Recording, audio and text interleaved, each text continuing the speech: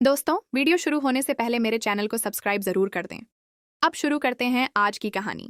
होश में आते ही रिमझिम धीरे धीरे समीर को पुकारने की कोशिश करती है, लेकिन तभी कविता तुरंत उसके मुंह पर हाथ रख देती है ताकि उसकी आवाज बाहर तक न पहुंच सके। समीर वहीं आसपास होता है, लेकिन चाहकर भी अपनी रिमझिम को ढूंढ नहीं पाता। अब सवाल यह है कि आखिर कब तक यह सिलसिला चलेगा। क्या समीर इस खतरनाक कविता और उसकी गैंग को पकड़वा पाएगा? आने वाले एपिसोड में कहानी और भी ज्यादा धमाकेदार होने वाली है। रिमझिम को अब सच्चाई पता चल चुकी है कि जिसे वह एक नेक औरत समझ रही थी, जो बेसहारा लड़कियों की मदद करती है, असल में वही लड़की बेचने का गंदा धंधा करती है। कविता लड़कियों को फंसाकर उन्हें दुबई के शेखों को बेच देती है। अब रिमझिम फैसला करती है कि वह किसी भी तरह दिया को यहाँ से बचाकर निकालेगी। वह दिया से कहती है कि हमें बीमार होने का नाटक करना होगा।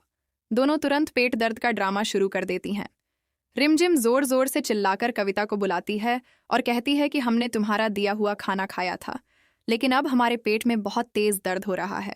रिमझिम और दिया बार बार वॉशरूम में जाकर उल्टियां करने की एक्टिंग करती हैं और कविता से कहती हैं कि हमें तुरंत हॉस्पिटल ले चलो।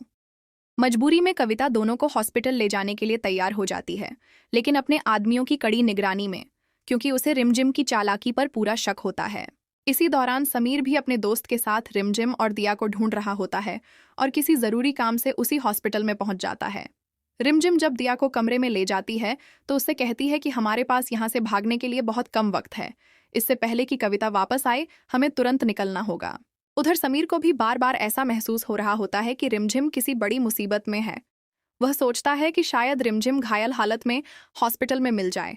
तभी अचानक एक चमत्कार होता है। रिमझिम के पैरों की पायल की आवाज समीर के कानों तक पहुंच जाती है और वह उसी कमरे की तरफ बढ़ने लगता है जहां रिमझिम और दिया मौजूद होती हैं। लेकिन किस्मत फिर साथ नहीं देती। समीर के पहुंचने से पहले ही कविता अपना खेल खेल देती है। वह अपने एक आदमी के साथ मिलकर रिमझिम और दिया को बेहोशी का इंजेक्शन लगा देती है।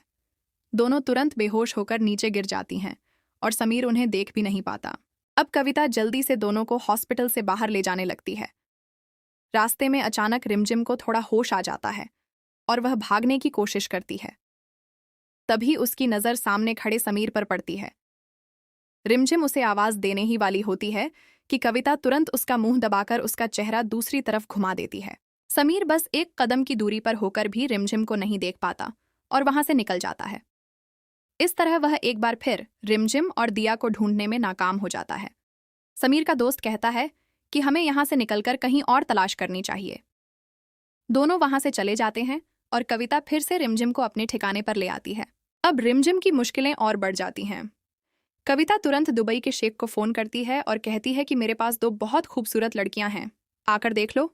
अगर पसंद आए तो अच्छी कीमत देकर इन्हें ले जाओ।